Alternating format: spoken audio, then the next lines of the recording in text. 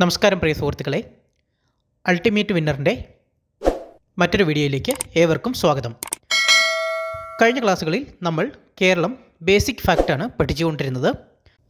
അതിൽ ഭൂപ്രകൃതിയുടെ അടിസ്ഥാനത്തിൽ കേരളത്തെ മൂന്നായി വിഭജിച്ചിരിക്കുന്നു എന്ന് പറഞ്ഞിരുന്നു. അതിൽ നമ്മൾ മലനാടാണ് കണ്ടത്. ഇനി അടുത്തത് ഇടനാട്. മലനാടിനും തീരപ്രദേശത്തിനും ഇടയിലായി ചെറുകുന്നുകളാലും താഴ്വരകളാലും സമൃദ്ധമായ പ്രദേശമാണ് ഇടനാട്.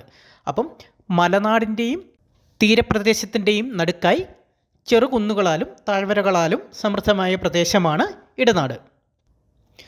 കേരളത്തിൻ്റെ ആകെ ഭൂവിസ്തൃതിയുടെ 42% ഇടനാട്. അപ്പം കേരളത്തിൻ്റെ ആകെ ഭൂവിസ്തൃതിയുടെ 42% ഇടനാട്. സമുദ്രനിരപ്പിൽ നിന്നും 7.5 മീറ്റർ മുതൽ 75 മീറ്റർ വരെ ഉയരമുള്ള ഭൂപ്രദേശങ്ങളാണ് ഇടനാട്. അപ്പം സമുദ്രനിരപ്പിൽ നിന്നും 7.5 മീറ്റർ മുതൽ 75 മീറ്റർ വരെ ഉയരമുള്ള ഭൂപ്രദേശമാണ് ഇടനാട്. ചെറിയ ഏറ്റിറക്കങ്ങളാൽ കാണുന്ന ഭൂപ്രദേശം, നോർമലി ചെറിയ കുന്നുകളും താഴ്വരകളും ഒക്കെ കാണുന്ന ഭൂപ്രദേശമാണ് ഇടനാട്. ഏലം, തേയില ഒഴികെ മിക്കവാറും എല്ലാ വിളകളും കാണുന്നു. അതായത് കൃഷിയെ സംബന്ധിച്ച് ഏലവും തേയിലയും ഒഴിച്ച് ബാക്കിയെല്ലാം തന്നെ ഇവിടെ കൃഷി ചെയ്യുന്നു. റബ്ബർ, തെങ്ങ്, കുരുമുളക്, കശുവണ്ടി, അടയ്ക്ക, ഗ്രാമ്പു, മരച്ചീനി, നെല്ല്, വാഴ എന്നിവയൊക്കെയാണ് പ്രധാന കാർഷിക വിളകൾ.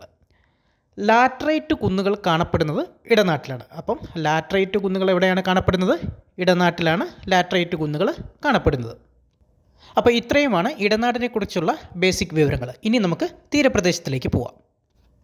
തീരപ്രദേശം സമുദ്രനിരപ്പിൽ നിന്നും 7.5 മീറ്റർ ഉയരം ഉള്ള ഭൂപ്രദേശമാണ് തീരപ്രദേശം എന്ന് അറിയപ്പെടുന്നത്. അപ്പോൾ സമുദ്രനിരപ്പിൽ നിന്നും എത്ര മീറ്ററാണ്? 7.5 മീറ്റർ ഉയരം ഉള്ള ഭൂപ്രദേശമാണ് തീരപ്രദേശം എന്ന് അറിയപ്പെടുന്നത്. തീരദേശത്തിൽ ഇന്ത്യൻ സംസ്ഥാനങ്ങളിൽ കേരളത്തിൻ്റെ സ്ഥാനം 5ആണ്. അതായത് തീരദേശ ദൈർഘ്യത്തിൽ ഇന്ത്യൻ സംസ്ഥാനങ്ങളിൽ കേരളത്തിൻ്റെ സ്ഥാനം 5ആണ്. അപ്പോൾ ഒന്നാം സ്ഥാനം ഏതായിരിക്കും? അത് ഗുജറാത്താണ്. അത് നമ്മൾ ഇന്ത്യ പഠിക്കുമ്പം ഡീറ്റെയിൽ ആയിട്ട് പഠിക്കും. അപ്പോൾ കേരളത്തിലെ തീരപ്രദേശത്തിൻ്റെ ശരാശരി വീതി എന്ന് പറയുന്നത് 7 മുതൽ 8 കിലോമീറ്ററാണ്. അപ്പോൾ കേരളത്തിലെ തീരപ്രദേശത്തിൻ്റെ ശരാശരി വീതി 7 മുതൽ 8 കിലോമീറ്ററാണ്. പ്രധാന കൃഷി നാളികേരം, നെല്ല്. അപ്പോൾ തീരപ്രദേശത്ത് പ്രധാനമായും കൃഷി ചെയ്യുന്നത് നാളികേരവും നെല്ലുമാണ്. കേരളത്തിൻ്റെ ജനസാന്ദ്രത ഏറ്റവും കൂടുതലുള്ള പ്രദേശമാണ് തീരപ്രദേശം. അപ്പോൾ കേരളത്തിൽ ജനസാന്ദ്രത ഏറ്റവും കൂടുതലുള്ള പ്രദേശം ഏതാണ്? തീരപ്രദേശമാണ്.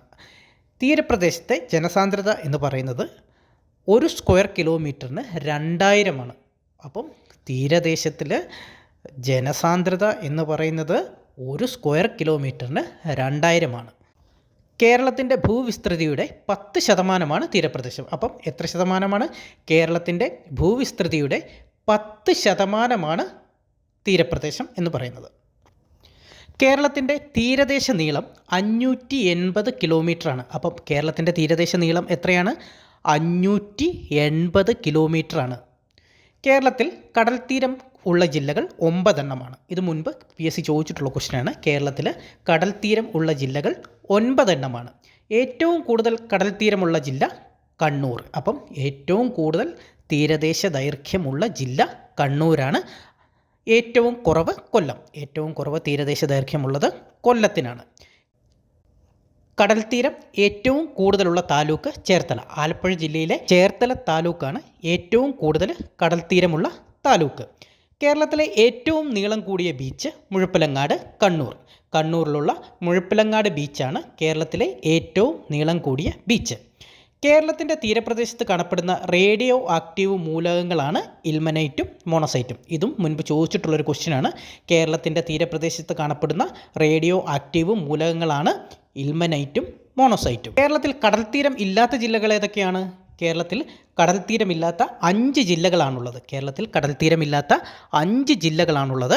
കേരളത്തിൽ കടൽത്തീരമില്ലാത്ത ജില്ലകൾ ഇടുക്കി, കോട്ടയം, വയനാട്, പത്തനംതിട്ട, പാലക്കാട്. കേരളത്തിൽ കടൽത്തീരമില്ലാത്ത ജില്ലകളാണ് ഇടുക്കി, കോട്ടയം, വയനാട്, പത്തനംതിട്ട, പാലക്കാട്. കടൽത്തീരം ഇല്ലാത്ത ഏക കോർപ്പറേഷനാണ് തൃശ്ശൂർ. ഇത് വളരെ ഇമ്പോർട്ടൻ്റ് ആണ്. ഇത് മുമ്പ് പലതവണ ചോദിച്ചിട്ടുള്ളൊരു ക്വസ്റ്റ്യനാണ്. കേരളത്തിൽ കടൽത്തീരം ഇല്ലാത്ത ഏക കോർപ്പറേഷനാണ് തൃശ്ശൂർ. ഇനി കേരളത്തിലെ പ്രധാന ബീച്ചുകളെക്കുറിച്ച് നമുക്കൊന്ന് നോക്കാം. ഇത് വളരെ ഇമ്പോർട്ടൻ്റ് ആയിട്ടുള്ള ഒരു പോർഷനാണ്. പല തവണ ആവർത്തിച്ച് ചോദിച്ചിട്ടുള്ളതാണ് കേരളത്തിലെ ബീച്ചുകളെക്കുറിച്ച്. അത് എവിടെയൊക്കെയാണെന്ന് നമുക്കൊന്ന് പരിശോധിക്കാം. തിരുവനന്തപുരം ജില്ലയിലുള്ള ബീച്ചുകളാണ് പാപനാശനം, ശംഖുമുഖം, കോവളം. കൊല്ലം ജില്ലയിലുള്ള ബീച്ചാണ് തങ്കശ്ശേരി ബീച്ച്. എറണാകുളം ജില്ലയിലുള്ള ബീച്ചുകളാണ് ചെറായി ബീച്ച്, മുനമ്പം ബീച്ച്. കോഴിക്കോട് ജില്ലയിലുള്ള ബീച്ചുകളാണ് ബേപ്പൂർ, മാറാട്, കാപ്പാട്. ഈ കാപ്പാടിനൊരു പ്രത്യേകതയുണ്ട്. നമ്മുടെ വാസ്കോഡി ഗാമ കപ്പലിറങ്ങിയ ബീച്ചാണ് കാപ്പാട് ബീച്ച്. കണ്ണൂർ ജില്ലയിലുള്ള ബീച്ചുകളാണ് പയ്യാമ്പലം, ധർമ്മടം, മുഴുപ്പിലങ്ങാട്. അപ്പോൾ കണ്ണൂർ ജില്ലയിലുള്ള ബീച്ച് ഏതാണ്? പയ്യാമ്പലം, ധർമ്മടം, മുഴുപ്പിലങ്ങാട്.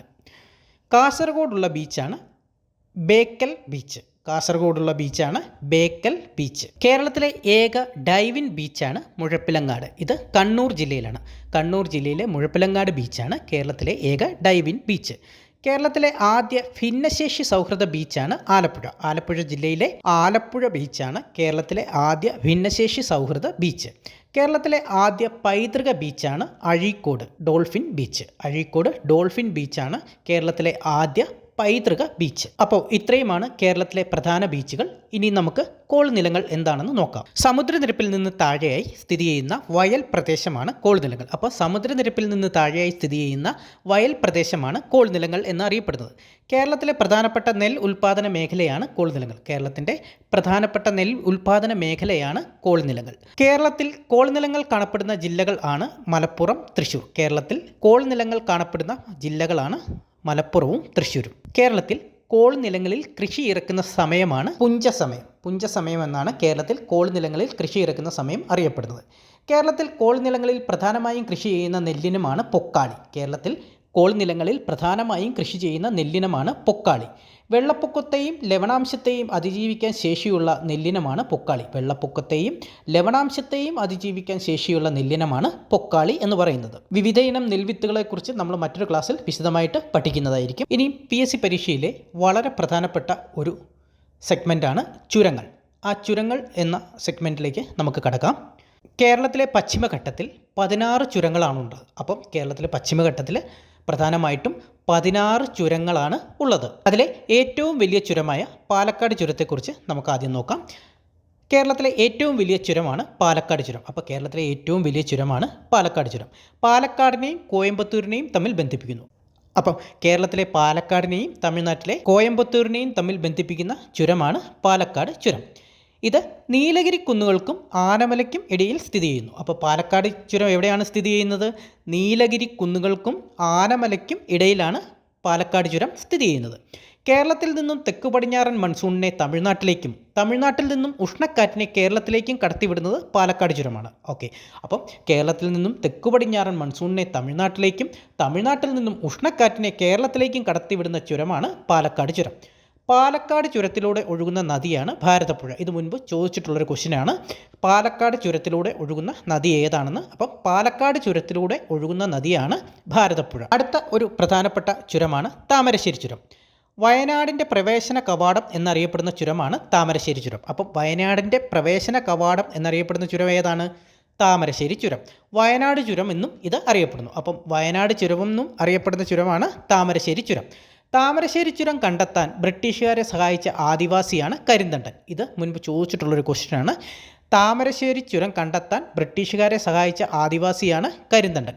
വയനാട് ചുരം സ്ഥിതി ചെയ്യുന്ന ജില്ല കോഴിക്കോട്. ഇതും മുൻപ് ചോദിച്ചിട്ടുള്ള ക്വസ്റ്റ്യനാണ്. വയനാട് ചുരം സ്ഥിതി ചെയ്യുന്ന ജില്ല കോഴിക്കോട് ജില്ലയിലാണ്. വയനാടിനെയും മൈസൂരിനെയും തമ്മിൽ ബന്ധിപ്പിക്കുന്ന ചുരങ്ങളാണ് പെരിയ ചുരവും താമരശ്ശേരി ചുരവും.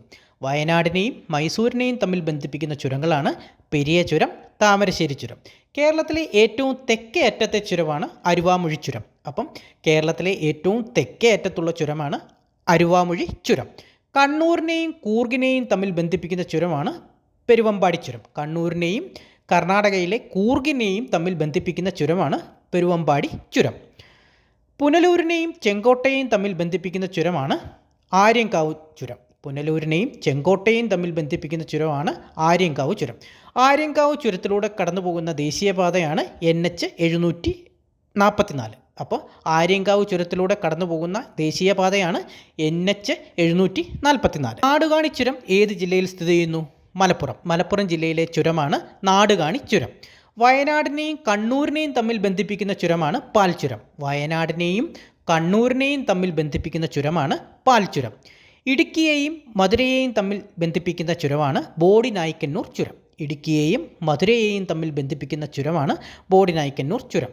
ബോഡിനായ്ക്കന്നൂർ ചുരത്തിലൂടെ കടന്നുപോകുന്ന ദേശീയപാതയാണ് NH85. ബോഡിനായ്ക്കന്നൂർ ചുരത്തിലൂടെ കടന്നുപോകുന്ന ദേശീയപാതയാണ് NH85. വയനാട് ചുരത്തിലൂടെ കടന്നുപോകുന്ന ദേശീയപാതയാണ് NH766. വയനാട് ചുരത്തിലൂടെ കടന്നുപോകുന്ന ദേശീയപാതയാണ് NH766. അപ്പോൾ സുഹൃത്തുക്കളെ, കേരള ഫാക്റ്റിലെ മലനാട്, ഇടനാട്, തീരപ്രദേശം എന്ന സെഗ്മെൻറ്റും ചുരങ്ങൾ എന്ന സെഗ്മെൻറ്റും ഇവിടെ അവസാനിക്കുകയാണ്. വീഡിയോ നിങ്ങൾക്ക് ഇഷ്ടപ്പെട്ടാൽ ലൈക്ക് ചെയ്യുക, നിങ്ങളുടെ വിലയേറിയ അഭിപ്രായങ്ങൾ കമൻറ്റ് ചെയ്യുക, അതുപോലെ തന്നെ നിങ്ങളുടെ കൂട്ടുകാരിലേക്ക് എത്തിക്കാനായിട്ട് ഷെയർ ചെയ്യുക. അപ്പോൾ കേരള ബേസിക് ഫാക്റ്റിൻ്റെ അടുത്ത വീഡിയോയുമായി കാണുന്നവരേക്കും ഗുഡ് ബൈ.